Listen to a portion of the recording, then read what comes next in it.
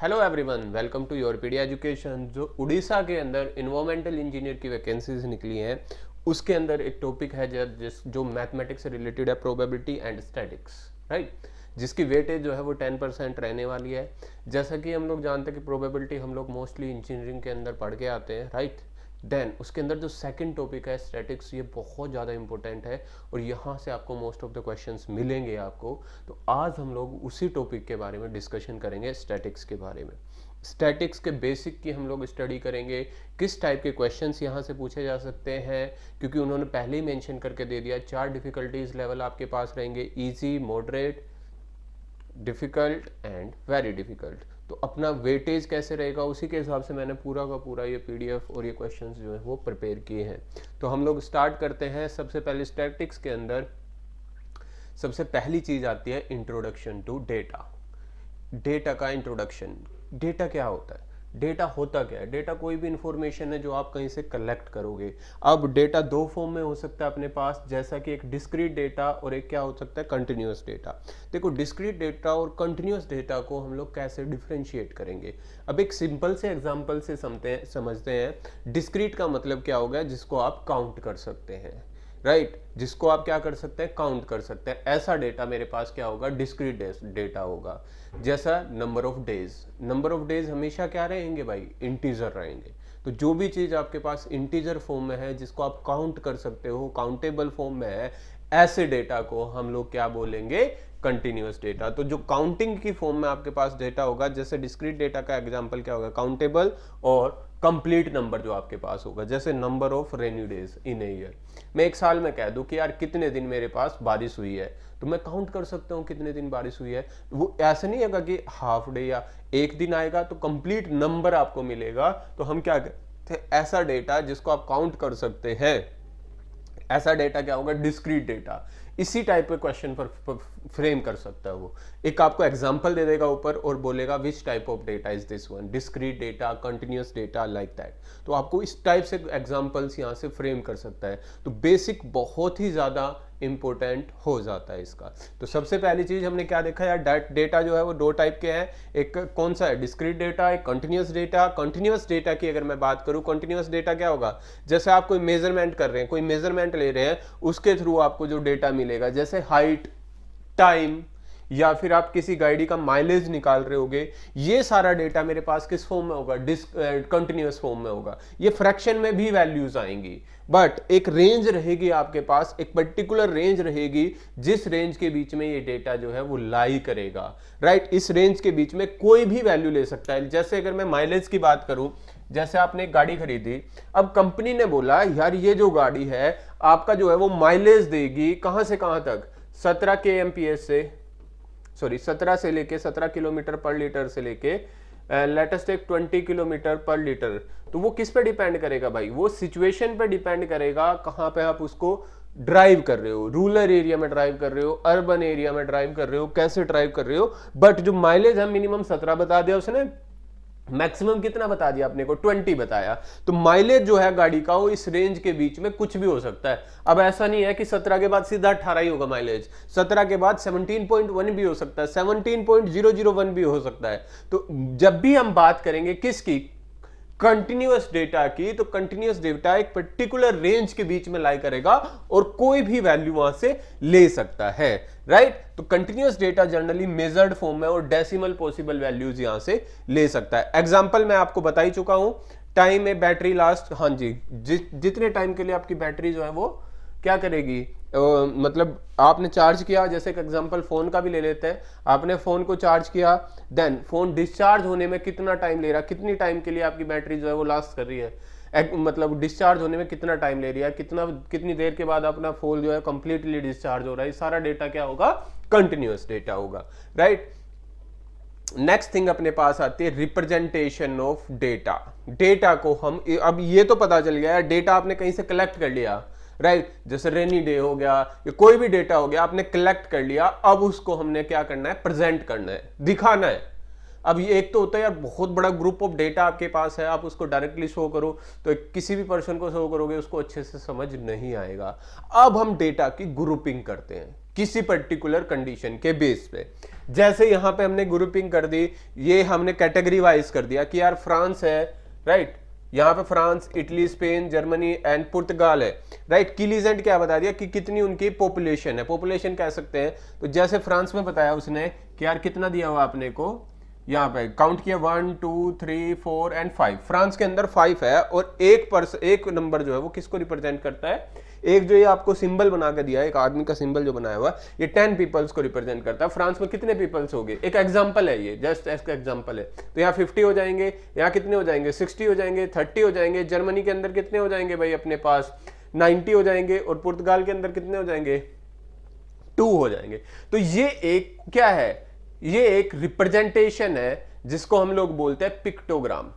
Pictogram, pictogram एक generally क्या होता है, एक रिप्रेजेंटेशन होता है डेटा का, जिसमें हम लोग एक पिक्चर के जरिए डेटा को समझाने का ट्राई करते हैं कि यार डेटा किस फॉर्म में आपका दिया हुआ है। जैसे यहाँ पे आदमी की पिक्चर उसने बनाई, पिक्टोग्राम का मतलब क्या है कि यार ये किस कैटेगरी से बिलोंग कर रहा है डेटा। इसने आदमी की पिक्चर्स बनाई तो मुझे लगा यार ये कोई पॉपुलेशन और उससे रिलेटेड डेटा होगा, राइट। तो ये होता है पिक्टोग्राम। पिक्टोग्राम बेसिकली क्या है, डेटा को रिप्रेजेंट करने, स्टार, सर्कल है, हेक्सागन, ट्राइंगल, स्क्वायर, स्टार्स, तो सारी कैटेगरी का डेटा को आप किससे रिप्रेजेंट कर सकते हैं, पिक्चर्स की हेल्प से। अगर मैं डेटा को रिप्रेजेंट कर रहा हूं तो ऐसे डेटा को हम लोग क्या बोलते हैं, पिक्टोग्राम्स, राइट। ऐसा रिप्रेजेंटेशन, या जनरली सिंबल्स और पिक्चर्स यूज किए जाते हैं इसको रिप्रेजेंट करने के लिए। Each symbol represent a fix number, हर एक सिंबल, ये चीज याद रखना, यहां पर हर एक सिंबल जो है वो एक फिक्स नंबर को रिप्रेजेंट कर रहा होगा अपने पास, राइट। एग्जांपल जैसे मैंने कह दिया यार, कोई एक दुकान वाला है, वो एक मंथ में कितने टीवी जो है वो रिपेयर करता है। तो जैसे ये है, जनवरी में कितने टीवी रिपेयर किए यार उसने, 11 टीवी रिपेयर किए। तो हम लोग इसके लिए पिक्टोग्राम बनाएंगे, यहां पर हम जैन लिख लेंगे और यहां पर मैं टेलीविजन की शेप बना देता हूं ऐसे ही, 1 2 3 4 5 एंड एक हाफ टेलीविजन बनाना पड़ेगा हमें। हाफ, ये कंप्लीट टीवी नहीं है, हाफ टीवी है। क्योंकि मैंने क्या लिया हुआ है कि यार एक सिंबल जो है वो कितने टीवीज को रिप्रेजेंट करता है, 2 टीवी को रिप्रेजेंट करता है। इसी वजह से हम क्या कह सकते हैं यार, जनवरी के अंदर 11 है। जब मैं इस फिगर को काउंट करूंगा, एक जो टीवी की पिक्चर आपको दिख रही है 2 सेट को रिप्रेजेंट करती है। तो 2 4 6 8 10, और ये कि हाफ पिक्चर क्या रिप्रेजेंट करेगी भाई, एक ही है यहाँ पे, क्योंकि एक पिक्चर 2 को रिप्रेजेंट करती है। तो ये जो है ये किस क्या कहलाता है, कंप्लीट रिप्रेजेंटेशन। जब आप डेटा को टेबुलर फॉर्म में आपको डेटा दिया हुआ है उसको पिक्टोरियल फॉर्म में लेके जाओगे तो ये पिक्टोरियल रिप्रेजेंटेशन होता है डेटा का। कई बार एग्जाम, देखो इसकी इंपॉर्टेंस क्या है, जब हम इन्वायरमेंटल पर्पज की बात करें तो इन्वायरमेंटल में बहुत सारा डेटा हम लोगों को कलेक्ट करना पड़ता है। क्या है, जैसे एक एग्जांपल ले लेते हैं, एयर पोल्यूशन है, एयर पोल्यूशन का डेटा हम लोग कलेक्ट करते हैं डे बाय डे। तो उसको फिर क्या है यार, डेटा अपने पास बहुत सारा इकट्ठा हो जाता है, फिर उसको रिप्रेजेंट करना है, उसको ग्रुप करना है, उसको इकट्ठा करना डेटा को, उसको रिप्रेजेंटेबल फॉर्म में बनाना, राइट। उसके बाद बहुत सारे स्टैटिक्स टूल्स होते हैं, जैसे स्टैटिक टूल्स के अंदर हम मीन, मीडियन, सेंट्रल टेंडेंसी की बात करते हैं। मीन, मीडियन एंड मोड है, जो भी डेटा कलेक्ट करते हैं उनको रिप्रेजेंट और उनको स्टडी करने के लिए बहुत सारी चीजें यूज की जाती है। तो इसीलिए ये सब्जेक्ट मोस्ट इंपॉर्टेंट हो जाता है। अगर आप कहाँ पे जा रहे हैं, इन्वायरमेंटल के अंदर जा रहे हैं, तो ये बहुत इंपॉर्टेंट सब्जेक्ट आपके लिए बन जाएगा फ्यूचर के लिए भी। अगर मैं बात करूं, इसीलिए सब्जेक्ट को उन्होंने अपने सिलेबस के अंदर डाला है। तो पहला रिप्रेजेंटेशन आई थिंक सबको क्लियर हो गया होगा, क्या हुआ अपने पास, पिक्टोरियल रिप्रेजेंटेशन। नेक्स्ट रिप्रेजेंटेशन जो अपने पास आता है, horizontal bar chart. Horizontal bar chart में क्या होता है, बेसिकली जो आपका एक बार है, जैसे ये बार बना दिया, ये बार किसको, प्रोजेक्ट जे की, यहां पे इस वाली एक्सिस पे हमने क्या लिया है, सेल्स के बारे में बात की है कि यार प्रोडक्ट सेल है, प्रोडक्ट जे है मेरे पास, उसकी सेल जो है वो कितनी रही है। तो जब आप लाइन मार के देखोगे तो इसकी सेल अराउंड 400 के अराउंड इसकी सेल आ रही होगी, 400 से थोड़ी सी ज्यादा। तो बेसिकली यहां से यहां तक जो इसकी लेंथ होती है हॉरिजॉन्टल फॉर्म में, वो इसकी क्या बताती है कि यार कितनी इसकी सेल्स हुई है किसी प्रोडक्ट की। तो यहां पे जो डेटा है, कोई भी प्रोडक्ट है, अब मैं जैसे एक साल को इकट्ठा करता हूं, कोई कंपनी है एक साल में अपना डेटा इकट्ठा करती है कि यार इस प्रोडक्ट की इतनी सेल हुई, इस प्रोडक्ट की इतनी सेल हुई, इस प्रोडक्ट की इतनी सेल हुई, उसको अगर मुझे रिप्रेजेंटेबल फॉर्म में रिप्रेजेंट करना है तो मैं क्या यूज करता हूं, जनरली हॉरिजॉन्टल बार चार्ट का यूज करते हैं। यहां पे हॉरिजॉन्टल बार चार्ट में आपको एक एक्सिस पर प्रोडक्ट का नेम आ जाएगा, दूसरी एक्सिस पर उसकी कितनी सेल हुई है वो आपको रिप्रेजेंट किया जाएगा। तो बार्स कैसी होंगी भाई हॉरिजॉन्टल डेटा के अंदर, बार जो है वो सारी की सारी हॉरिजॉन्टल होंगी, और जो लेंथ होगी हर एक बार की, जो लेंथ होगी हर एक बार की, वो रिप्रेजेंट करेगी वैल्यू को, वैल्यू के वो डायरेक्टली प्रोपोर्शनल होती है। कई बार हम लोग क्या मान के चलते हैं कि नीचे वाली एक्सिस पे 10⁻³ और समथिंग कुछ ऐसी वैल्यू से मल्टीप्लिकेशन कर देते हैं सारी वैल्यूज को। तो जनरली हम लोग क्या कहते हैं कि लेंथ जो है वो डायरेक्टली प्रोपोर्शनल किसके होगा, वैल्यू के, जो उसकी पर्टिकुलर वैल्यू आ रही होगी। एग्जाम्पल जैसे आप यहां से समझ सकते हैं कि सेल्समैन है कितनी डिस्टेंस ट्रेवल करता है, एक पी सेल्समैन है जो है वो 413 माइल डिस्टेंस ट्रेवल करता है, ऐसे ही मेरे पास सेल्समैन है वो डिफरेंट डिफरेंट डिस्टेंस ट्रेवल कर रहा है। तो हम क्या करेंगे, यहाँ salesman P Q R and S ले लिया, अब इसकी लेंथ बनाते चले जाएंगे। इसकी लेंथ कितनी आनी चाहिए भाई, यहाँ पे 413 आना चाहिए, मतलब 400 जनरली हम लोग इंटीजर फॉर्म में चलते हैं, 100 200 300 एंड फिर क्या होगा 400, तो 400 से थोड़ी सी ज्यादा इसकी लेंथ आ जाएगी। ऐसे ही 264, तो इसकी 264 से ज्यादा लेंथ आ जाएगी। हाँ जी 597, इसकी 500 से थोड़ी सी लेंथ ज्यादा आ जाएगी। एंड 430 143 या 143। तो ये जो है जो भी आपको डेटा दिया हुआ है, डेटा को किस फॉर्म में रिप्रेजेंट कर दिया हमने, हॉरिजॉन्टल बार ग्राफ की फॉर्म में हमने रिप्रेजेंट किया है। तो bar graph, horizontal bar graph ऐसा होता है, आपको इस डेटा को रीड करना भी आना चाहिए। कई बार जो है डेटा आपको दिया होगा क्वेश्चन में, हमें उसको क्या करना है, रीड करना है। तो ये हॉरिजॉन्टल बार ग्राफ होता है डेटा को रीड करने के लिए, right. Next vertical bar chart जो है वो सिमिलर होता है, दैट प्रीवियसली हमने क्या किया था, हॉरिजॉन्टल फॉर्म में रिप्रेजेंट किया। अब हम लोग डेटा को वर्टिकल फॉर्म में रिप्रेजेंट कर रहे हैं। एनुअल परसेंटेज चेंज हमने इस वाली एक्सिस पे रख दिया और यहां पे अपने ईयर्स को रिप्रेजेंट कर दिया। तो ये सारा का सारा मेरे पास क्या है, वर्टिकल बार ग्राफ हो जाएगा। वर्टिकल बार ग्राफ का एक एग्जांपल ये भी है कि एक स्टोर जो है, स्टोर इश्यूज क्या आ रहे हैं उसके अंदर, पीरियड 1 के अंदर 34 इशू आए, पीरियड 2 के अंदर क्या है 17, 3 के अंदर 9 आए। तो यहां पे एक चीज इंपॉर्टेंट है, देखो एक चीज बहुत इंपॉर्टेंट है कि यार ये जो बार हम लोग बताते हैं वर्टिकल बार्स ऐसे, ये आपस में कभी भी टच नहीं करेंगी, इनके बीच में हमने क्या रखना होता है, कुछ ना कुछ गैप रखना होता है। तो ये हर एक का कुछ एक इक्वल स्पेसिंग एज कंपल्सरी। तो यहाँ पे बार्स जो आपस में टच नहीं करेंगी और उनके बीच में इक्वल स्पेसिंग होनी चाहिए, तभी हमारा कौन सा ग्राफ कहलाएगा, वो ग्राफ कहलाएगा अपना vertical bar graph, right. Next is percentage component bar chart. देखो हर एक का अपना अलग रिप्रेजेंटेशन का वे है, हर एक में हम लोग अलग वे में रिप्रेजेंट करते हैं। जैसे अगर मैं इसकी बात करूं, क्या है अपने पास एक परसेंटेज कंपोनेंट बार चार्ट है। इसके अंदर होता क्या है, जैसे मैं इधर हम लोग प्रोडक्शन इन परसेंटेज दिखा रहे हैं। अब मुझे 3-4 प्रोडक्ट है मेरे पास, उन 3-4 प्रोडक्ट को रिप्रेजेंट करना है, उनकी प्रोडक्शन को रिप्रेजेंट करना है। जैसे यहाँ पे प्रोडक्शन रिप्रेजेंट कर रहे हैं हम लोग, 3-4 प्रोडक्ट है, उनकी प्रोडक्शन को रिप्रेजेंट करना है। अब मैं 3-4 बार ग्राफ अलग अलग तो बनाऊंगा नहीं, तो मैंने क्या सोचा कि एक ही बार ग्राफ के अंदर मैं सारी प्रोडक्शन को एक बार रिप्रेजेंट कर दूं। कैसे रिप्रेजेंट करूंगा यार, तो मैं क्या करूं, एक ईयर को पकड़ूं। जैसे 1991 में मैंने ईयर में रिप्रेजेंट करना है कि कितने मैंने ओट्स की प्रोडक्शन की, बेरले की प्रोडक्शन की और व्हीट की प्रोडक्शन की, कितनी मैंने इनकी प्रोडक्शन की है। अब मैंने चेक किया यार उस साल में मेरी टोटल प्रोडक्शन जो है मान लो 100 किलो थी, उस 100 किलो के अंदर से मैंने जो है कितना 43% या कितने परसेंट जो है वो क्या प्रोड्यूस किया है, व्हीट प्रोड्यूस किया है, बेरले प्रोड्यूस किया है या फिर ओट्स प्रोड्यूस किया है। तो हम लोग क्या करते हैं ईयर वाइज, यहां पे ध्यान रखना इसकी एक बहुत इंपॉर्टेंट प्रॉपर्टी होती है कि हर एक जो बार बनेगी उसकी जो लेंथ होगी वो 100% तक जाएगी हमेशा, हर एक की। एंड जो इंडिविजुअल आ रही होगी, जैसे ओट्स की प्रोडक्शन है तो ओट्स की प्रोडक्शन यहां से लेके जो अलग कलर से हमने रिप्रेजेंट कर दिया कि यार ये 64 या जैसे यहां पे ले लेते हैं 65 से लेके 100 तक गई है, तो ओट्स की प्रोडक्शन उस ईयर में मेरी कितनी रही होगी, 35% प्रोडक्शन मैंने ओट्स की होगी। जब हम किसके लिए जाएंगे भाई, जब हम किसके लिए जाएंगे, नीचे व्हीट के लिए जा रहे होंगे, तो व्हीट की प्रोडक्शन 42% हमने की होगी।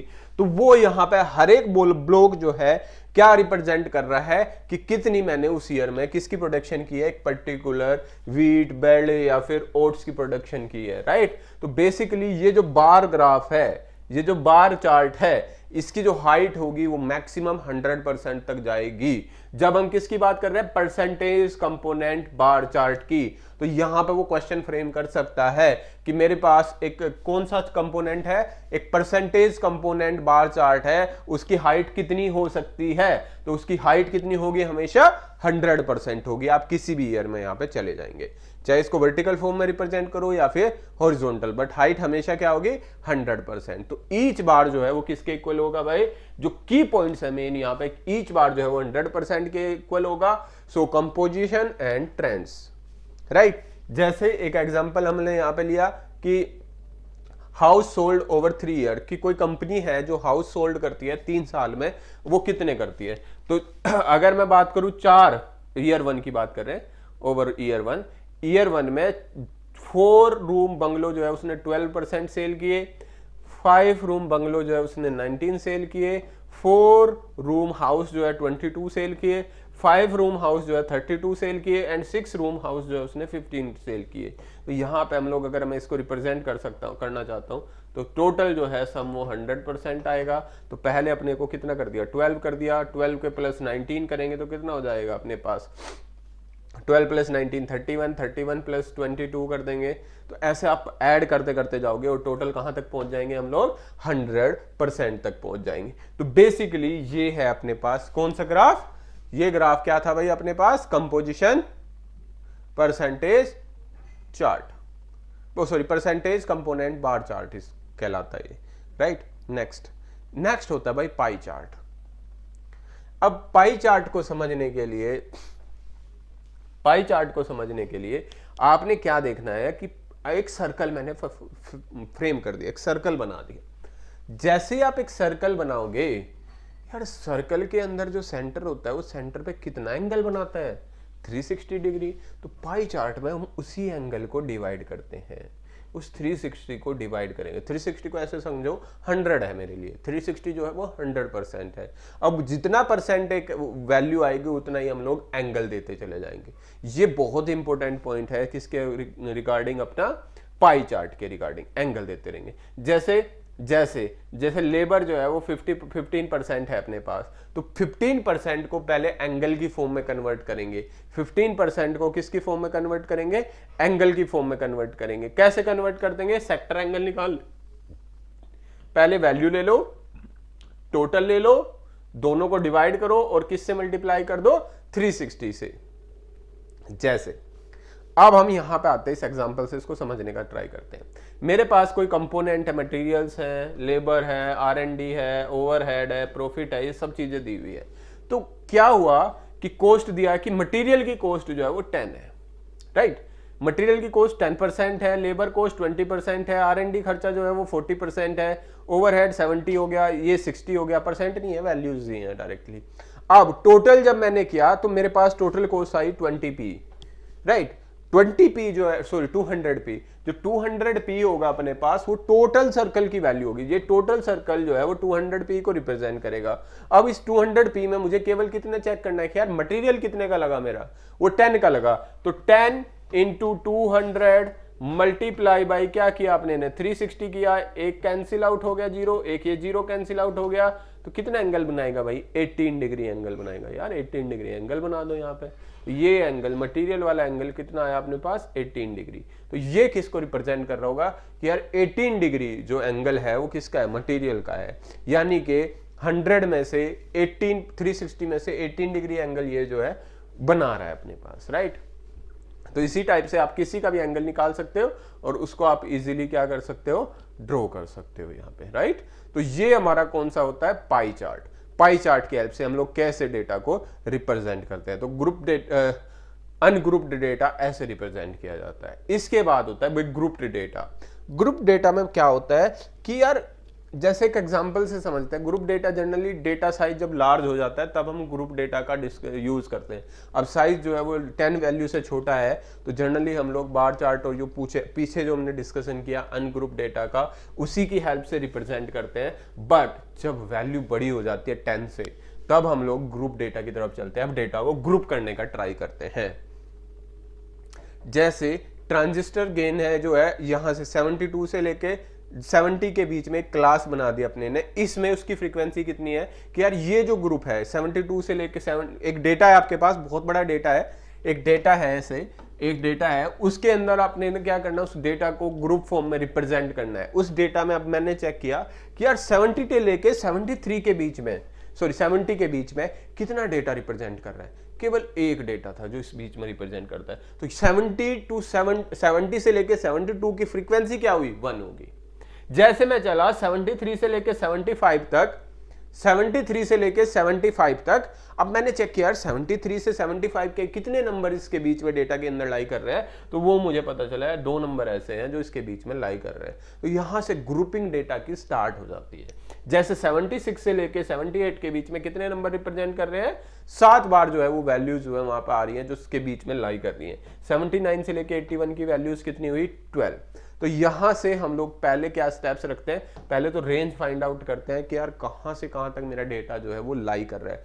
जैसे अगर मेरा डेटा जो है मान लो 70 से लेके 80 के बीच में डेटा लाई कर रहा है, 81 के बीच में डेटा लाई कर रहा है, तो मैं अपनी रेंज डिसाइड कर लूंगा, यार ये रेंज है जिस रेंज में मेरा डेटा जो है वो लाई करेगा। इसके बाद हम लोग डिसाइड करते हैं class width, class width decide करते हैं। जैसे यहां पे क्लास विड्थ मैंने डिसाइड की 2।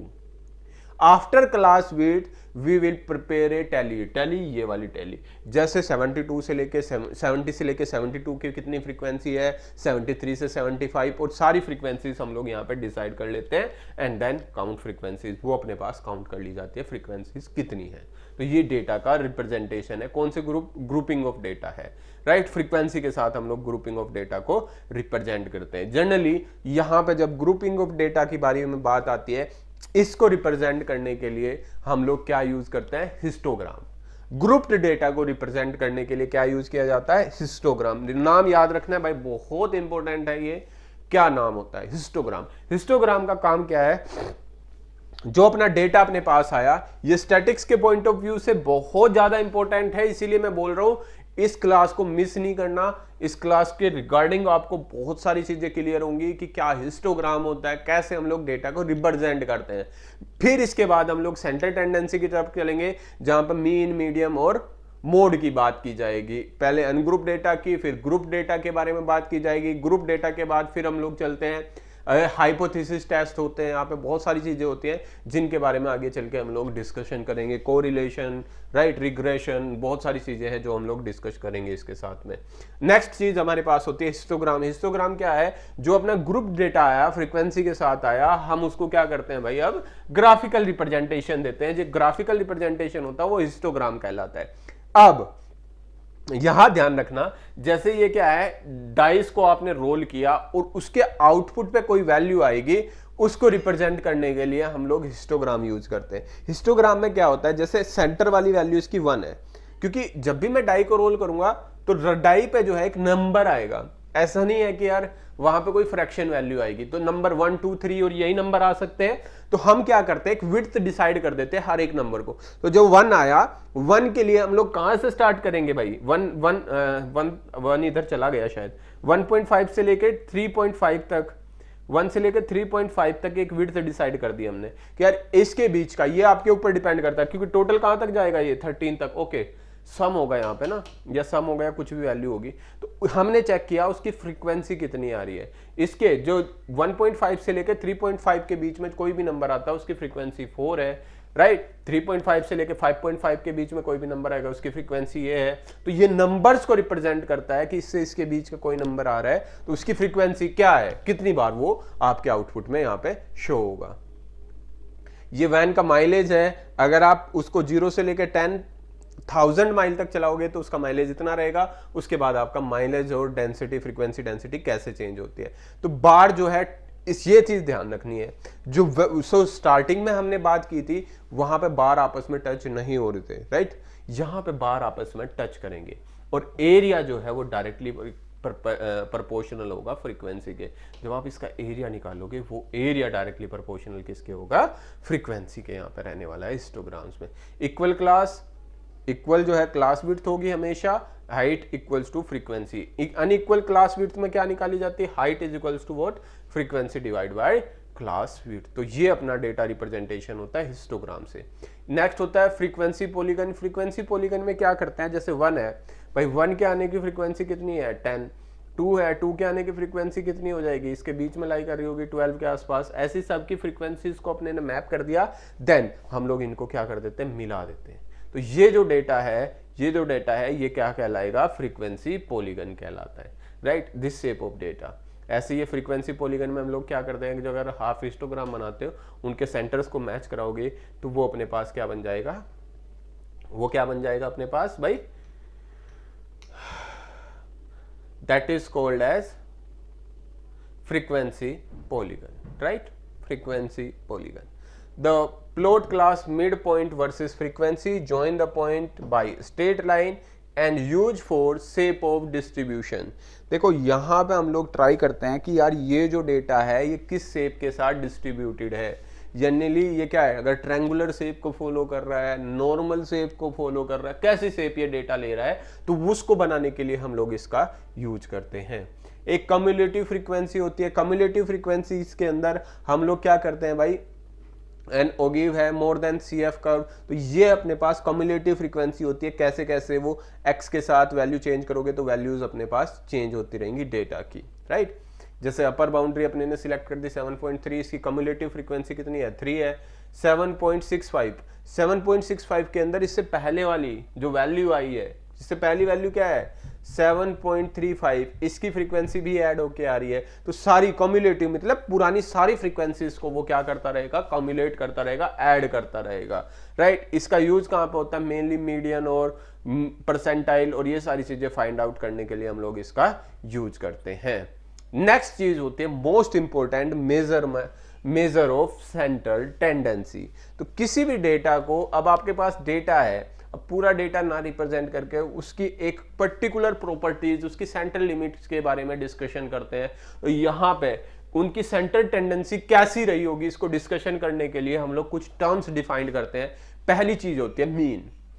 मीन जो है वो बेसिकली अपना अर्थमेटिक मीन है, जो आपने 10th-12th में पढ़ा होगा। अर्थमेटिक मीन का मतलब क्या है, अर्थमेटिक मीन का मतलब क्या है कि यार मेरे पास कोई भी डेटा है, उस डेटा की वैल्यूज को ऐड करो एंड उस टोटल वैल्यू को आप डिवाइड कर दो, उस टोटल वैल्यू को आप डिवाइड कर दो कि कितना आपके पास डेटा था। जैसे एक एग्जांपल है, यहां से मेरे पास एक सेट ऑफ डेटा है, जैसे 4, 5, 6 एंड 9, ये एक सेट ऑफ डेटा है और मैं कह दूं यार इसका मीन निकालो, तो आपने क्या करना है, इन चारों वैल्यू को ऐड करना है और किससे डिवाइड कर देना, 4 से, तो इसका मीन कितना आ जाएगा अपने पास 6 आ जाएगा। अब मीन की क्या प्रॉब्लम है, देखो 6 आया, मीन 6 मीन आया, बट ये तो नंबर से रिप्रेजेंट हो रहा है, यहाँ पे नंबर है। कई बार ऐसा होगा कि जो मीन आता है वो इस रेंज के बीच में कहीं पे भी कोई नंबर लाई नहीं कर रहा होगा। अब मान लो इसका मीन आप निकालते हैं वो 5.5 आ जाता है। 5.5 क्या यहाँ पे कोई नंबर है जिसको ये रिप्रेजेंट कर रहा है, नहीं। तो ये सेंट्रल टेंडेंसी को अच्छे से रिप्रेजेंट नहीं कर पाता था, इसीलिए हम लोग किसकी तरफ चले गए, मीडियन की तरफ चले गए। किसकी तरफ चले गए, मीडियन की तरफ चले गए। अब मीडियन में क्या किया जाता है भाई, मीडियन निकालना है मैंने, मीडियन के लिए क्या करते हैं हम लोग, जो भी गिवन डेटा होगा उसको आपने असेंडिंग फॉर्म में लिखना है। पहले सबसे छोटा नंबर, फिर उससे बड़ा, फिर उससे बड़ा, फिर उससे बड़ा, असेंडिंग फॉर्म में लिख लिया। अब मैंने चेक करना है यार इसके अंदर जो नंबर है वो इवन है या ओड है। इसके अंदर 4 नंबर्स हैं, तो 4 किसको रिप्रेजेंट करेगा, इवन को। जैसे ही आपको पता चला कि 4 जो है वो इवन नंबर है, इवन नंबर का अगर आपने मीडियम निकालना है तो सेंटर की 2 वैल्यूज को पकड़ो, दोनों को ऐड करो, डिवाइड बाय 2 कर दो, तो वो अपने को क्या देगा, मीडियन देगा। बट अगर यही मेरे पास ओड डेटा होता 4, 5, सॉरी चेंज करते हैं क्योंकि असेंडिंग ऑर्डर में लिख लेता हूं, 4, 5, 7, 9 एंड 11। अब ये डेटा है, मैं कह दूं यार इसकी आपने क्या निकालनी है, मीडियन, तो मीडियन इसकी डायरेक्टली 7 आ जाएगी, क्योंकि मीडियन जो है वो सेंटर वैल्यू होती है, जो सेंटर में लाई करते हैं, बिटवीन इन बिटवीन कहां पे लाई करेगी, सेंटर में लाई करेगी। तो सेंटर में वैल्यू यहाँ पे 7 लाई कर रही है। जब इवन है तो इवन में क्या होगा, कोई भी सेंटर पर्टिकुलरली नहीं मिलता, तो हम लोग क्या करते हैं, 2 वैल्यूज को पकड़ते हैं जो सेंटर में लाई करेंगी, उन दोनों का क्या ले लिया जाता है, यहाँ पे एवरेज ले लिया जाता है। इसको क्या बोला जाता है, मीडियन। नेक्स्ट चीज होती है मोड। अब आपके पास डेटा है, राइट। जब मैं मोड की बात करूंगा, मेरे पास क्या है भाई, डेटा है। अब उस डेटा का क्या निकालना है यार, अपने ने मोड निकालना है।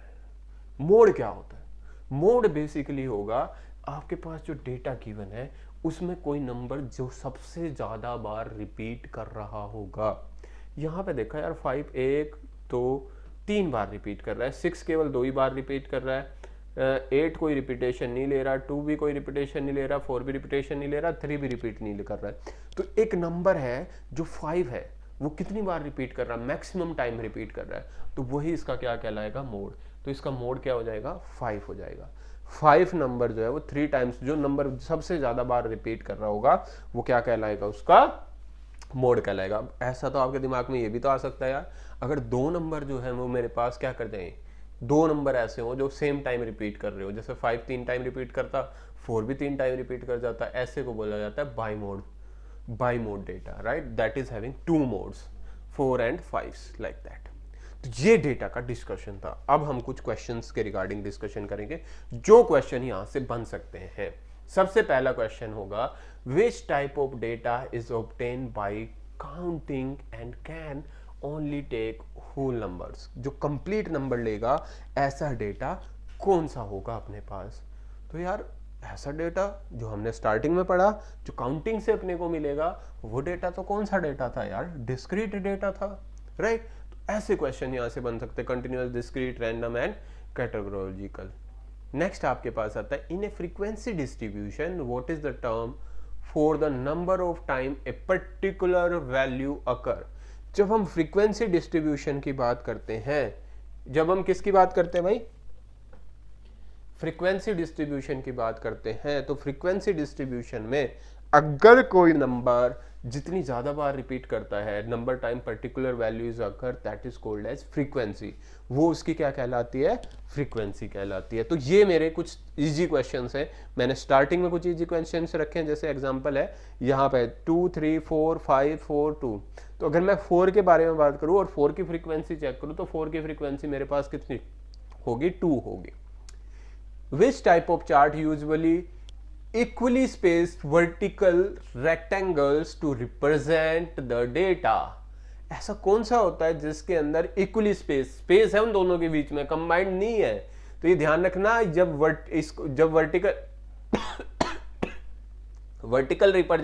वर्टिकल रेक्टेंगल्स हैं और इक्वली स्पेस्ड हैं, ऐसा केवल एक ही केस में होता है, वर्टिकल बार चार्ट। हिस्टोग्राम के बीच में और वर्टिकल बार चार्ट के बीच में कंफ्यूज मत हो जाना, ठीक है भाई। नेक्स्ट होता है pie diagram, what does the entire circle represent, the whole data set. Complete data set को कौन रिप्रेजेंट करेगा, दैट एंटायर सर्कल रिप्रेजेंट करेगा। Which measurement of centre tendency is the middle value when the data is arranged in ascending order, that is called as median, right? Next is what, for the set, ये set आपको दिया हुआ है, हमने इसका median निकालना है।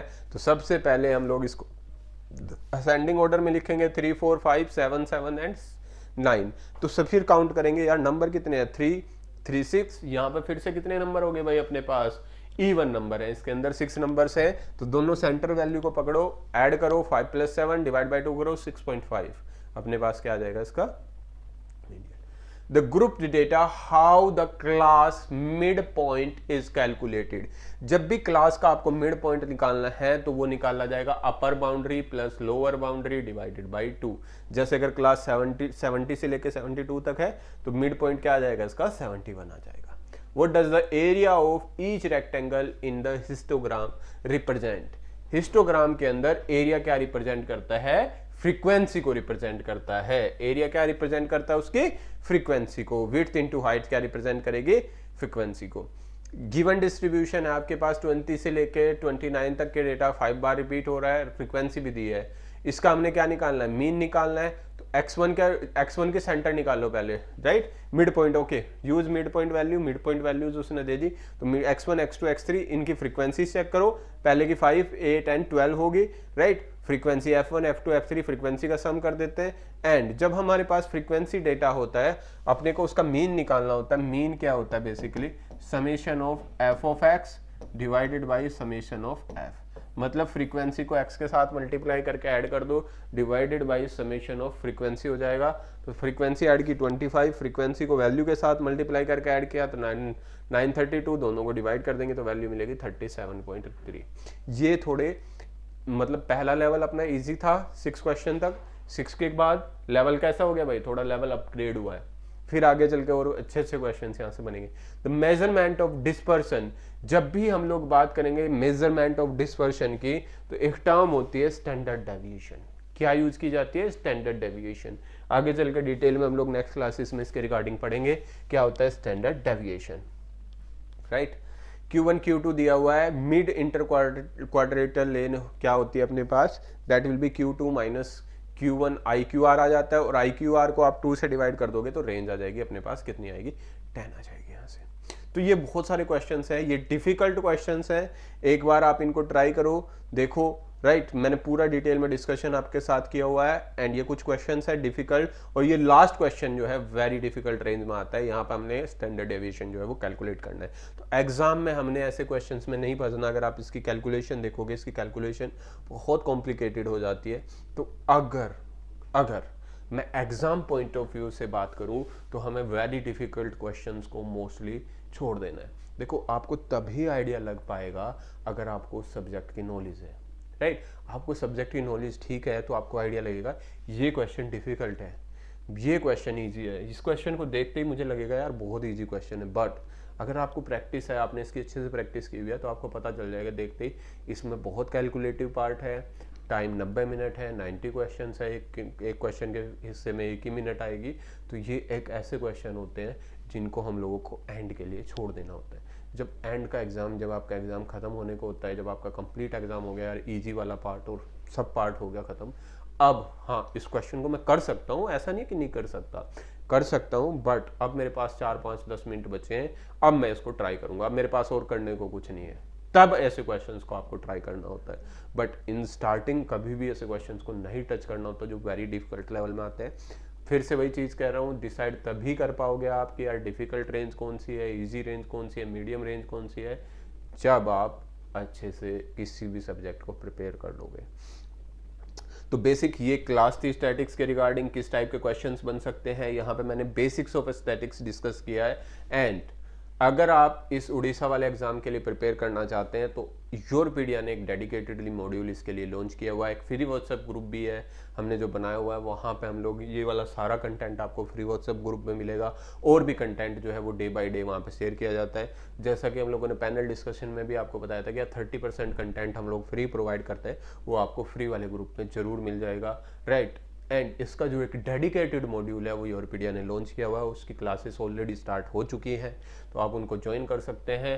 And यहीं से उन क्लासेस के अंदर मैं कंटिन्यू करूंगा, और डिटेल डिस्कशन हम लोग स्टैटिक्स के बारे में करेंगे एंड प्रोबेबिलिटी के बारे में करेंगे काफ़ी ज़्यादा। देखो, सबसे पहली चीज़ यही होती है, स्टैटिक्स हम लोग इंजीनियरिंग में इतना ज़्यादा डिटेल में नहीं पढ़ते, हम लोग प्रोबेबिलिटी तक रुक जाते हैं, और प्रोबेबिलिटी भी मोस्टली स्टूडेंट ये सोच के छोड़ देते हैं यार बहुत डिफिकल्ट है। बट यहाँ पर जिसकी वेटेज है 10 है, मतलब अगर आपके पास 90 क्वेश्चन है तो 10 क्वेश्चन इसके आएंगे, और 10 क्वेश्चन अच्छे क्वेश्चंस होंगे, और ये आपकी रैंक भी और आपके सिलेक्शन के चांसेस को इम्प्रूव करेंगे। तो ये एक बहुत इंपॉर्टेंट सब्जेक्ट है, राइट। और इसके लिए आप अच्छे से प्रिपेयर करें। होपफुली ये जो आज मैंने डिस्कशन किया है ये आपको एग्जाम में हेल्प करेगा। Thank you.